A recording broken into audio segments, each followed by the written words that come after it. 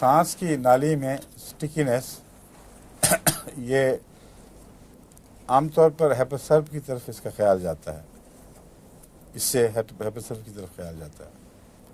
हेपेसल्फ में जो बलगम वगैरह हैं वो अंदर चिमटे हुए होते हैं और नालियों में फंसते हैं, इसलिए ऐसे मरीज़ों को अगर दमा ना भी हो तो वक्ती तौर पर दम की कैफियत पैदा हो जाती है या बार बार खांस कर उसको छुड़ाना पड़ता है।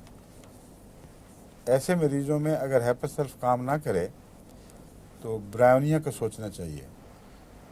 अभी 2-3 दिन हुए हैं, एक मरीज़ ने मुझे, उसको मैंने बताया था हेपेसल्फ, 1-2 और दवाएं भी इस्तेमाल करें, बेलाडोना, आर्सेनिक मिलाकर कई चीज़ें, वो नाकाम रहा।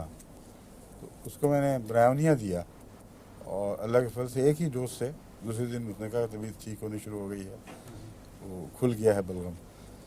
तो अगर झिल्लियों की खुश्की ऐसी हद तक हो जाए कि बलगम भी खुश होकर चिमट जाए और अमूमी मिजाज ब्रायोनिया का हो, तो फिर हेपेसल्फ वगैरह काम नहीं करेंगे, फिर ब्रायोनिया देनी पड़ेगी।